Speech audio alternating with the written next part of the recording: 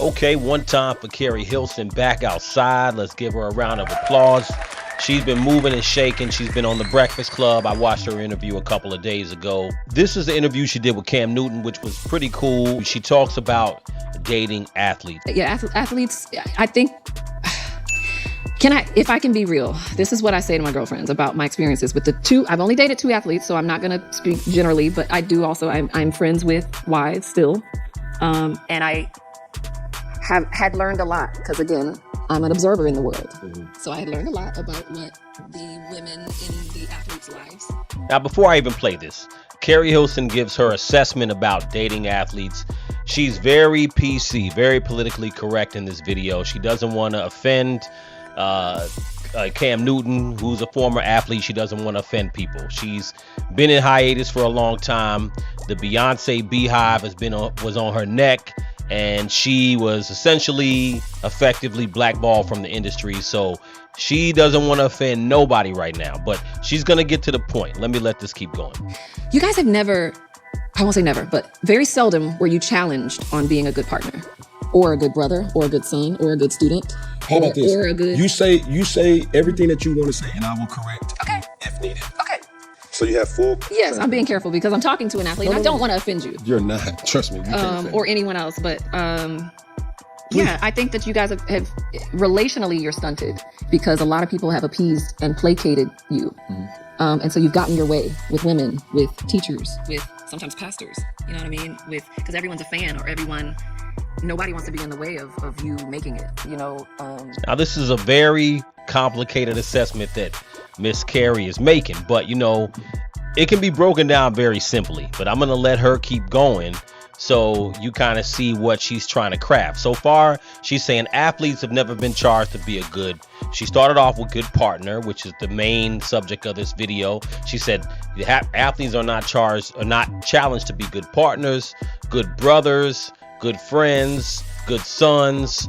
I think that's a little bit of a far stretch, but we're going to get to the main point of what she's trying to say. And so women don't challenge a certain side of you relationally. And so in my experience, and again, that's mine and the experience of those who I'm from, you know, who I would speak with. In my experience, that was apparent that just stunted emotionally, stunted, like learning things. We're talking in 30s that maybe someone by 21 would have known. You know what I mean? Like relational things, like how to be honest, or I mean, so many things. But how to express. You know what I mean? How to be mature. I would agree with you. Just certain things that. I will agree with you, but I think and it wasn't your focus.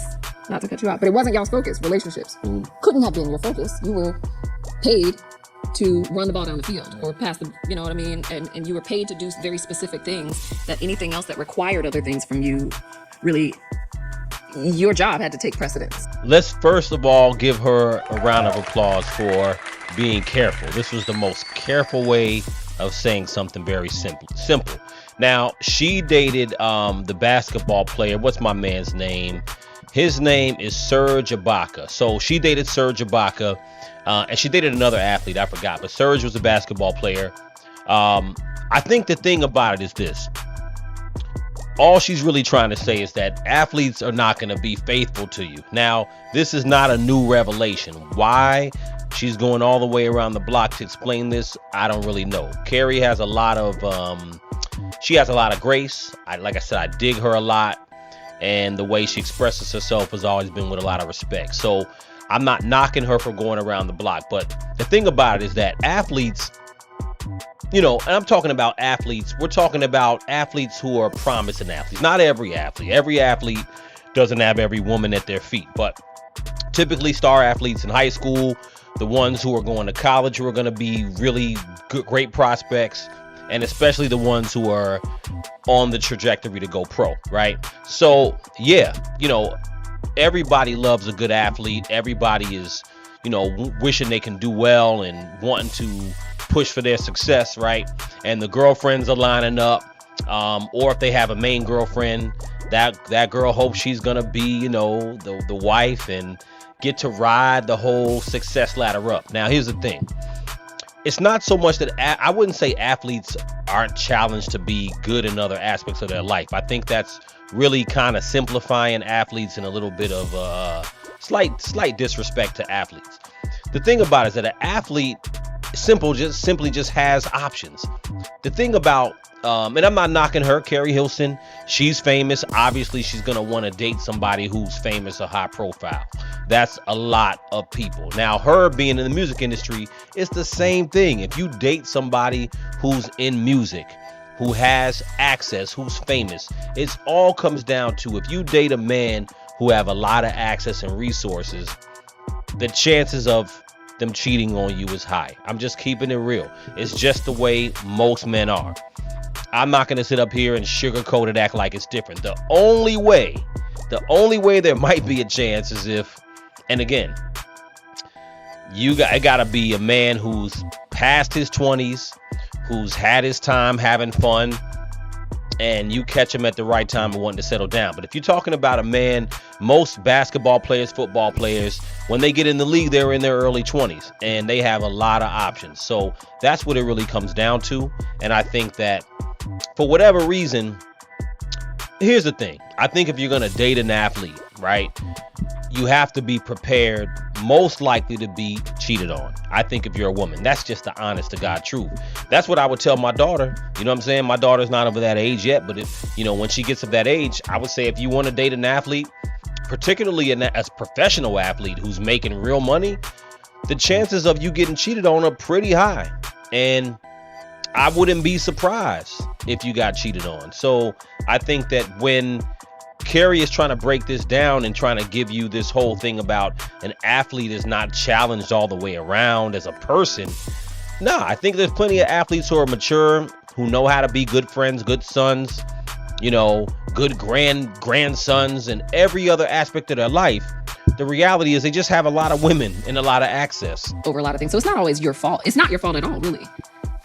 I think as you're talking, there's certain things that's coming up. And it's like, yo, you don't learn how to love because anybody will love you. Yes. Bottom line. Feel me? Yes. And it's like stepping away from the game and experiencing.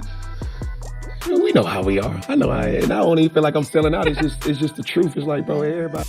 It's really money and notoriety. It's not the game. It's not being an athlete per se, in my opinion.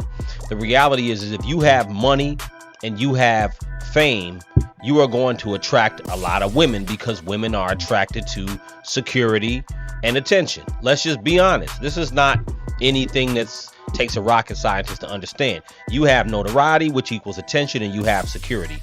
You can get any woman you want most times in that scenario. You're going to get many options at that point. And that's really what Keri has to understand. If you want to give younger women advice or you want to say stay away from athletes, it's not really stay away from athletes. The reality is that if you want to date men of a high resource and you have high resource, and I get it, like I said in the beginning, if you're famous, women typically want to date famous men. But what the difference is that famous women tend to be somewhat faithful, more faithful than a famous man, right? But I think if you're going to talk to younger women, it's about helping them understand that there's a high chance that you are going to be cheated on. And look, it's hard to say, but maybe there's just a thing of understanding that, I might not be the only woman. And there's a trade-off. The trade-off to not being the only woman a lot of times is that you're dating somebody with a lot of resources. Now, the other side of it is that Keri Hilson has resources. She's a famous artist. She's written many songs. She's far from broke, I'm sure. So the thing is that maybe you date somebody who is not in the spotlight, who doesn't have as many women beating down their door.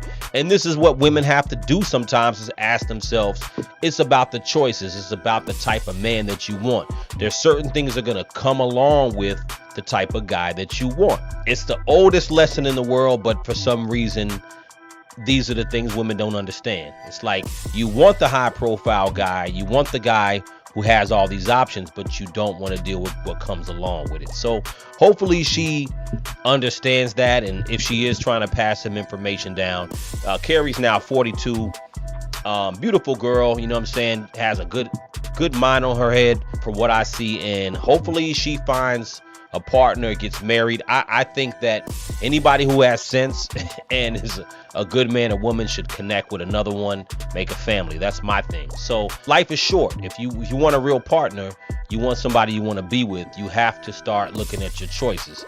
So let me know what you guys think in the comments. Crucial Combo.